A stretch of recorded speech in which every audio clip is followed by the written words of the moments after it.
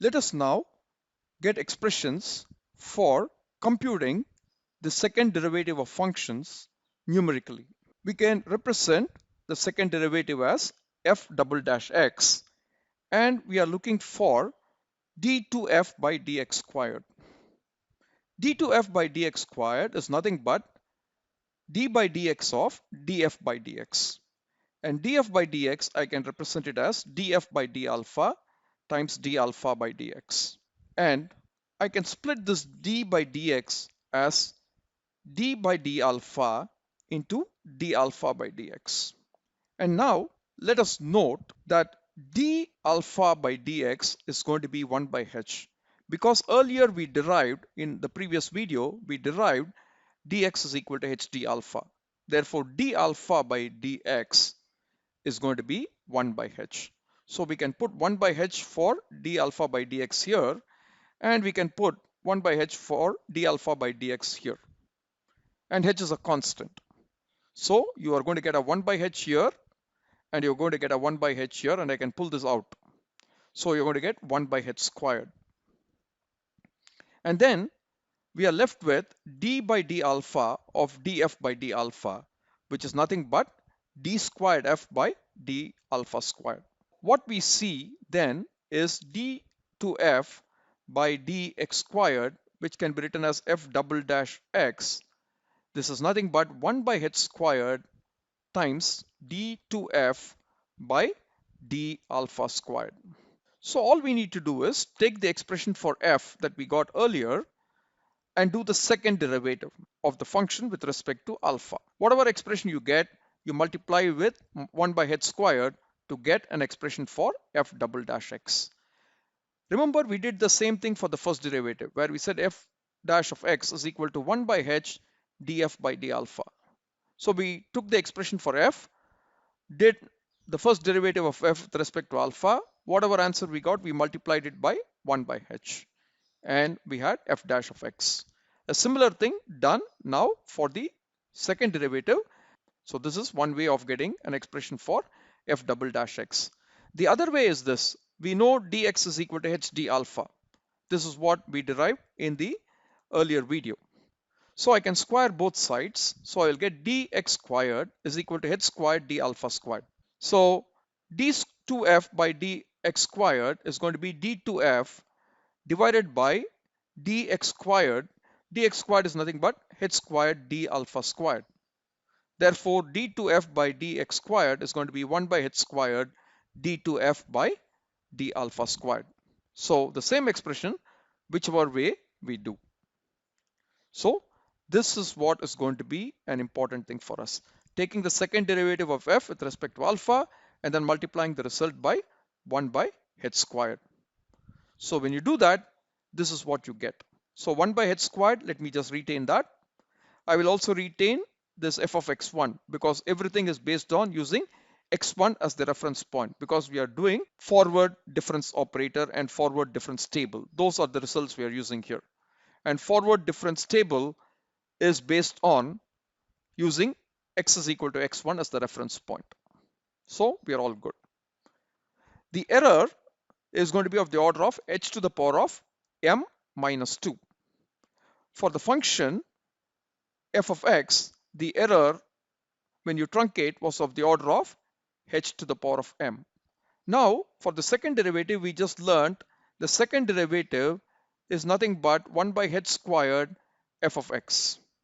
So the error is going to be 1 by h squared, and the error in f of x is order of h to the power of m.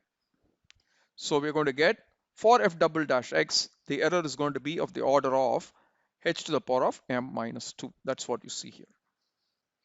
So now let's focus on the term inside the square brackets. Let's go back here. Now, if you take this and you do the derivative with respect to alpha twice, you're going to get 0. This term is also going to give us 0 when we differentiate it twice with respect to alpha, because when you differentiate this once with respect to alpha, we will get delta.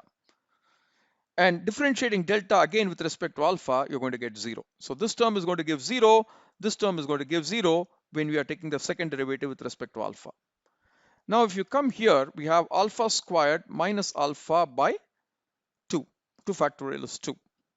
So if you take the first derivative, you're going to get 2 alpha minus 1 by 2. And then when you take another derivative, so that totally you're taking the second derivative, you're going to get 2 by 2, which is equal to 1. So this term will contribute delta squared. Now when you come to this term, you have alpha into alpha minus 1 into alpha minus 2 by 3 factorial, which is 6. So you can take the first derivative of this. You're going to get alpha into alpha minus 1 plus alpha minus 1 into alpha minus 2 plus alpha into alpha minus 2 by 6. So this is going to be the first derivative. Now you have to take the derivative of the first derivative to get the second derivative. So this term alone is going to give, this is alpha squared minus alpha. So if you take the derivative of alpha squared minus alpha, you're going to get 2 alpha minus 1. The derivative of this with respect to alpha, so this is alpha squared minus 3 alpha plus 2. If you take the derivative of this with respect to alpha, you're going to get plus 2 alpha minus 3. This term is alpha squared minus 2 alpha. So when you take the derivative of that with respect to alpha, you're going to get plus 2 alpha minus 2. So overall, you're going to get 6 alpha minus 6. And that should be divided by 6. So you will get alpha minus 1 from this term. Of course, you have to multiply it with delta cube. And you can go on till differentiating this term twice. So the leading term in the second derivative is going to involve delta squared, followed by the term alpha minus 1 into delta cube. And there will be other terms as well. Let us see what we have here. So the delta squared term, we are happy about that. Then we said it will be alpha minus 1 delta cube, but this is left as a long expression. So let's just count alpha plus alpha plus alpha plus alpha plus alpha plus alpha. So 6 alpha divided by 6 is alpha. Then we have minus 1, minus 1, minus 2, minus 2. So that's going to be minus 6 divided by 6, which is going to be minus 1. So we were right. This term is going to be alpha minus 1 times delta cube. And then there are other terms. So f double dash x is going to be equal to 1 by h squared delta squared plus alpha minus 1 delta cube plus and so on. We do not know what's there, but there can be a bunch of terms there times fx1. So we'll just call it f1. And the error is of the order of h to the power of m minus 2. So done. We have got the general expression at least up to 2 terms that's visible there. Now, if you want to find out the second derivative at x is equal to x1, we have to use alpha is equal to 0. So when I use alpha is equal to 0, I'm going to get 1 by h squared, of course, f1. Inside these square brackets, you're going to get delta squared.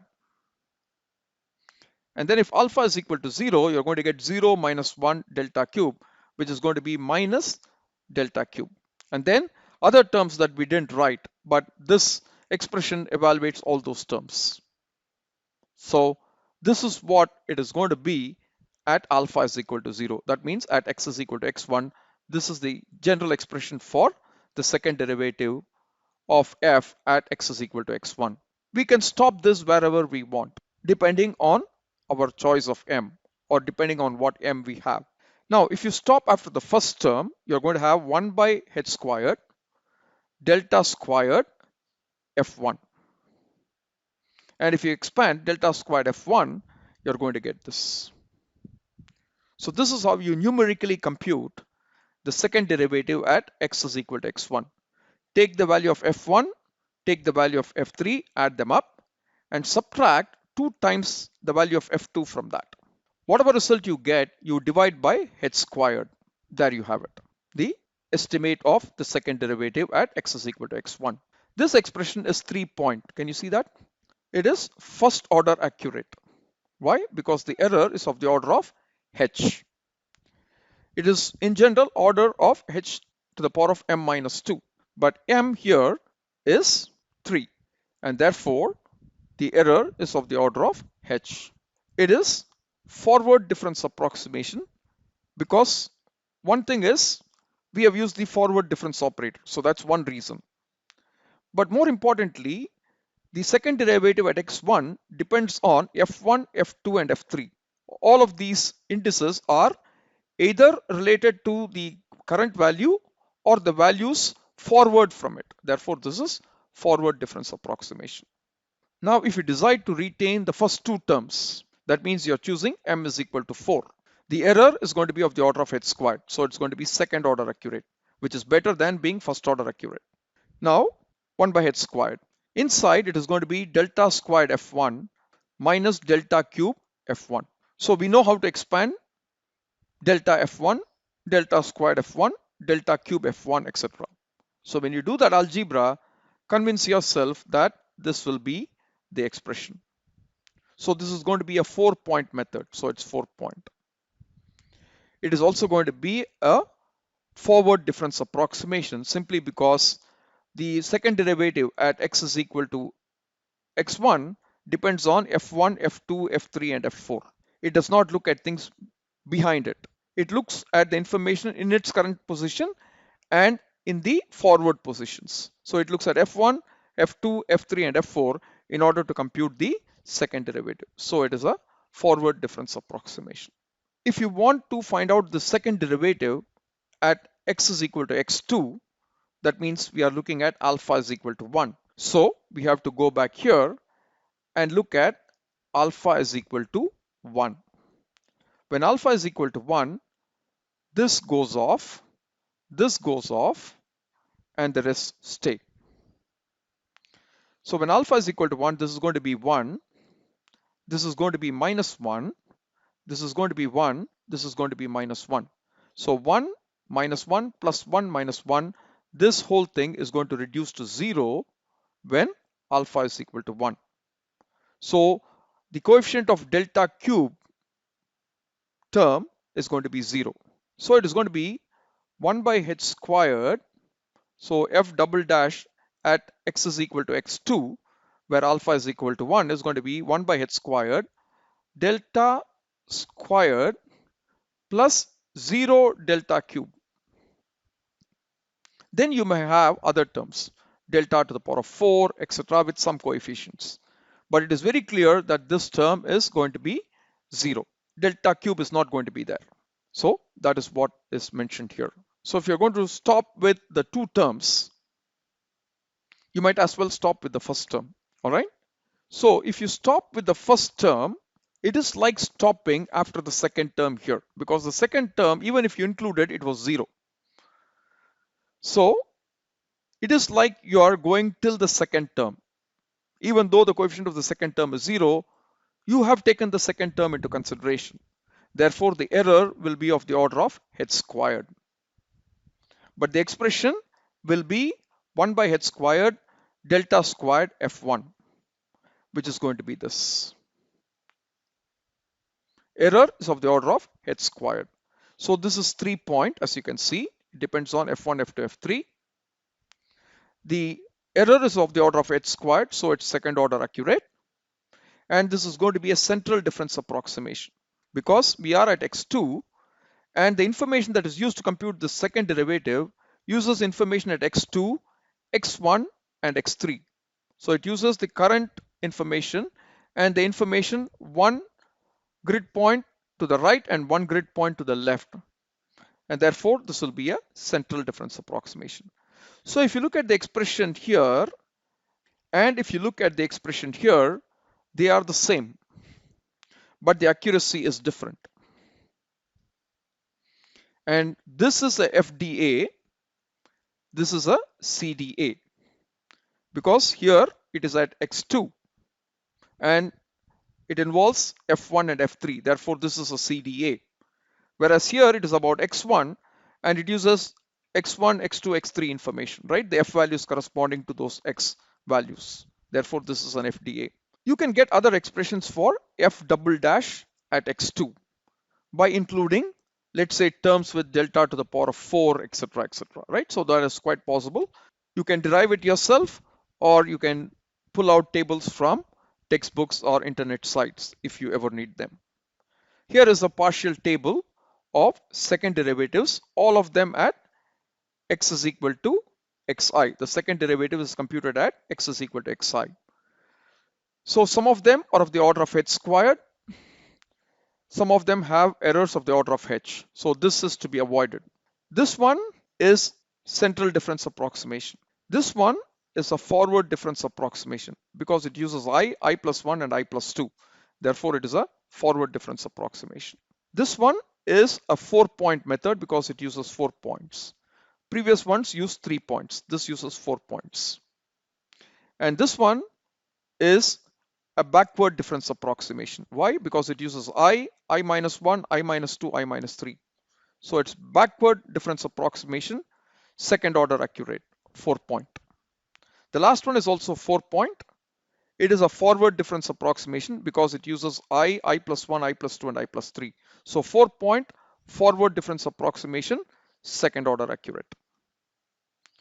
So once you are comfortable with what these mean, etc., all you need to do is, in order to compute the first derivative or the second derivative, choose one of these which has a good trade-off between computation and accuracy. So typically go for errors of the order of h squared, h power 4, etc. Error of the order of h is somewhat high, so try to avoid that. And don't go for approximations that are based on too many points. If it is based on 3 points or 4 points, that is good enough. So you can compute the value of the first derivative or the second derivative numerically quite easily. Please note, this is all done numerically. We have not done any analytical work in these final expressions. Of course, we did derivatives, etc. to get there. But once you have these results, you just need the values of f1, f2, f3, f4, f5, and you have to know what h is. And then you can easily find out the value of the first or second derivative, or indeed any higher order derivatives if you wanted to do that, at any x value that you wanted. Now coming to a simple example, let's say we are given this data, x and f values at 3 values of x are given, and you can see the x values are equally spaced, right? So the h value is 0.1 here. Given this data, the question that is asked of us is, what is the value of the first derivative at x is equal to 3.5, and what is the value of the second derivative at x is equal to 3.5? For finding out the first derivative, we have a few choices. We can use 2-point first order accurate forward difference, or we can use 2-point first order accurate backward difference. These two, any of them can be used. Or we can use a 2-point second order accurate central difference approximation, which is this 2-point second order accurate central difference. So which one would we prefer, this or this or this? Clearly we will prefer this for the computation, because order of h squared means its error is smaller than the error with expressions that involve order of h errors. So order of h squared is lower error, that means higher accuracy. And all of these are 2-point methods, so the computational effort is the same. So the choice is clear, we will use this. So we can get a best estimate for the first derivative at x is equal to 3.5 by taking this, and from this I subtract this value because it is fi plus 1 minus fi minus 1. So fi plus 1 is this value, fi minus 1 is this value, and you divide it by 2 times 0.1. Let's not forget 2h in the denominator. You can therefore find f dash at 3.5 accurately. So kindly do all these 3 things and see. So the next thing is, what is f double dash at x is equal to 3.5? So if you come here, we have a few choices. We cannot use these 2 things. Why? Because they are 4-point methods and we have only 3 data points. So we cannot use this. Naturally, this is ruled out for this particular problem. Now, amongst these two, is anything usable? If I use this, I need 2 points ahead of my query point. My query point is the middle point there. And I would have fi plus 1, but there is no fi plus 2 because the data is given at 3.4, 3.5, and 3.6. And I'm asking what's the second derivative at 3.5. If I had a data point at 3.7, then this can also work. But unfortunately, we do not have fi plus 2 for the given question. Therefore, this is ruled out. If I was asked what's the second derivative at x is equal to 3.4, then this becomes a possible candidate.